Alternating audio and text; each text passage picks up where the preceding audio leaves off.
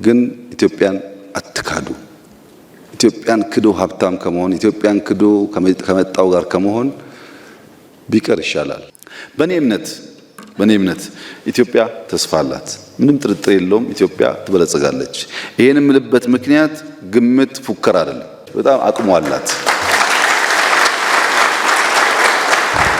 ኢትዮጵያ የምትበለጽገው ግን ጠንካራ ፊልም የሰራችሁ ቲያትር የሰራችሁ ሰዎች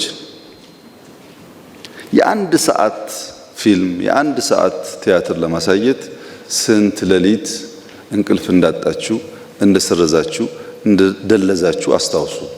ዝም ብሎ የሚያምር ነገር አይፈጠርም። መከራ አብሮት አለ።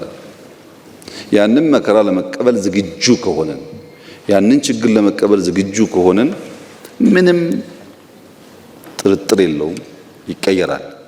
እኔ ብልጽግናን አይተው ከሚቋደሱት ከሚኖሩበት ሰዎች መካከል ላልሆን ይችላል። ነገር ግን ምንም ጥርጥር የለውም የብልጽግናን ፋውንዴሽን ጥለው ከሚያልፉ ሰዎች ግን አንዱ ነኝ። ምንም ጥርጥር የለውም።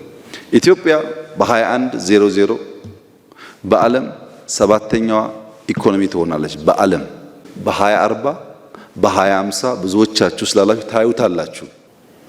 እኛ ወደ ብልጽግናው እየመጣን ነው። ያኔ ስንፈልጋችሁ ከሚዛን እንዳትጎሉ እናንተም ዝግጅት ያስፈልጋችኋል።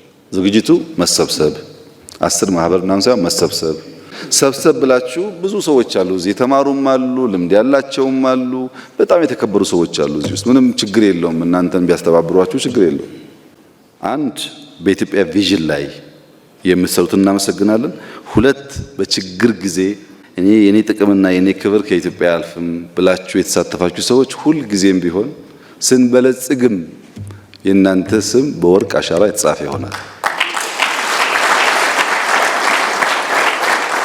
ያኔ ስንፈልጋችሁ እነዚህማ አያሸንፉም ከይመጣው ጋር ምንስማማ ይሻላል ብላችሁ ደግሞ የከዳችሁ የሸሻችሁ ለእናንተ ደግሞ ይቅር ብለናችኋል። ቂም የለንም። ግን ኢትዮጵያን አትካዱ። ኢትዮጵያን ክዶ ሀብታም ከመሆን ኢትዮጵያን ክዶ ከመጣው ጋር ከመሆን ቢቀር ይሻላል። ሰላም ዋሉ።